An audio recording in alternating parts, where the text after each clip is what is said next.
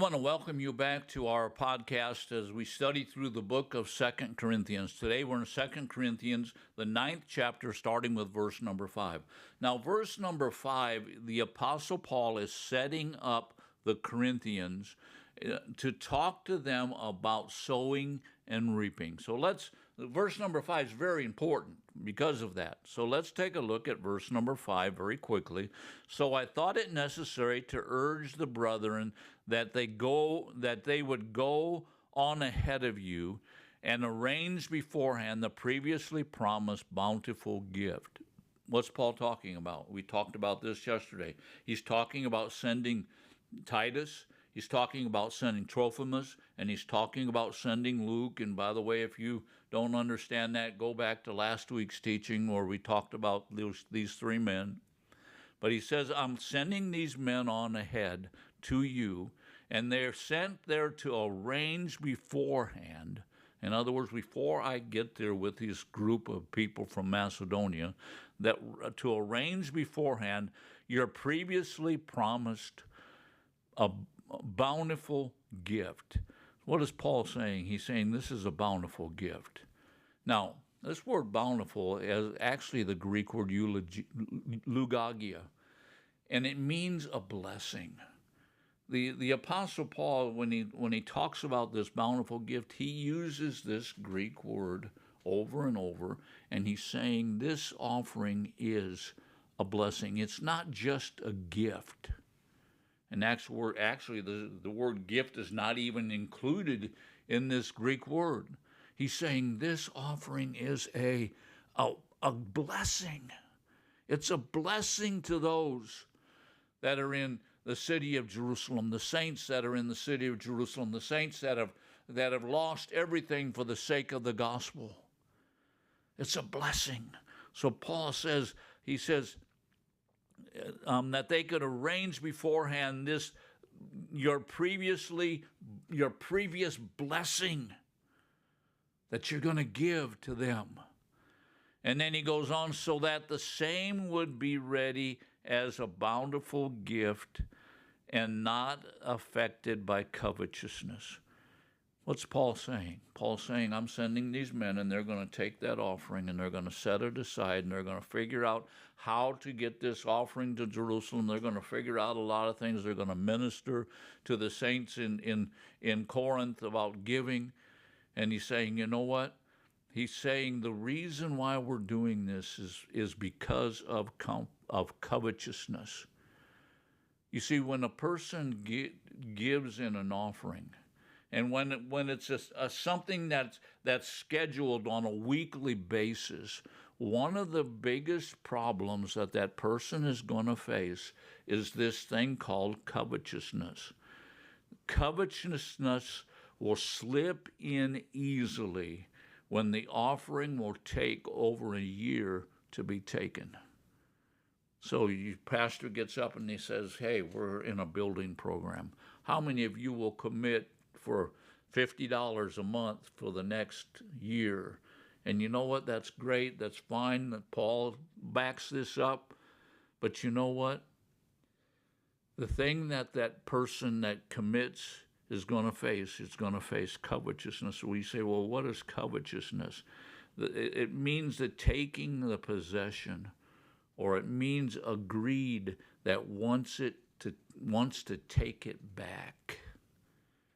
You see, when you take a long offering over a year's period of time, one of the things that the people need to understand that they're going to have to deal with is covetousness. Now, let's move on to verse number 6. Now I say, and why is Paul saying this? I believe Paul wants to affirm in the lives of those Corinthians this principle of sowing and reaping. They need to understand it. Believers need to understand it today. So Paul says, now I say, he who sows sparingly will also reap sparingly. And he who sows bountifully will also reap bountifully. What's Paul saying? Paul's saying the way that you sow depends on how you reap. He says those who sow sparingly, And it means for those who hold back in their sowing, for those who take and they say, oh, I know that I said I'd give every week in tithes and offerings to my church, but you know what? I got bills to pay. Well, you know what you're doing? You're sowing sparingly. And you know what? It's going to condition how you are going to reap. If you sow sparingly, you will reap sparingly. In other words, you will reap a harvest, but it's going to be a harvest that's going to be held back. This word sparingly means to hold something back. It's going to be a harvest where you're just working, and you feel like the money is just going through your hands. What happened to all that money? That's what the Apostle Paul is saying. He's saying if you sow sparingly, you're going to reap sparingly. But if you sow bountifully, and this is not quantitative, it's more qualitative. In other words, Paul is talking about not the amount that you give, but the reason why you give. If you sow bountifully, and again, it's the Greek word eulogia, and it means if you sow a blessing. If you sow with this idea in mind, I am going to bless. I am going to bless this person. I am going to bless the saints. I'm going to bless my pastor. I'm going to bless the church. I'm going to bless this missionary. I'm blessing. And that's the principle that we need to understand in giving. It's not the giving, it's the blessing. I am blessing this person. I'm blessing them with my finances. And then he goes on and he says, if you sow as a blessing, you will reap a blessing. Now that blessing might be prosperity, financial prosperity. It might be peace in your souls. The book of Proverbs, the 10th chapter, verse 22 says, for the blessing of the Lord makes one rich, and he adds no sorrow to it. How many of you know you can be rich and be sorry? But when the blessing of God comes on you in return for your blessing, you know what? You're going to be rich. Not necessarily just financially, but financially. But there's not going to be any sorrow. It's a blessing, a real blessing. Verse number 7, each one must do just as he has purposed in his heart. In other words, if you've purposed it in your heart, if you've made this decision, you need to do it.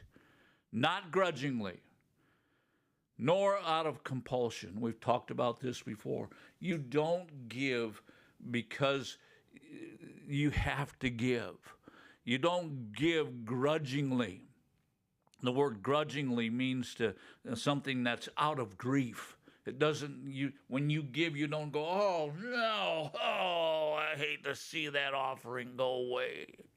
No, that's giving grudgingly. Nor of compulsion. You don't give out of necessity. For God loves a cheerful giver. A giver that's giving with a great deal of cheer. Actually, the word cheerful means hilarious. Hilarious giving. Thank you for watching me today. Join me again tomorrow as we continue our study in the book of 2 Corinthians.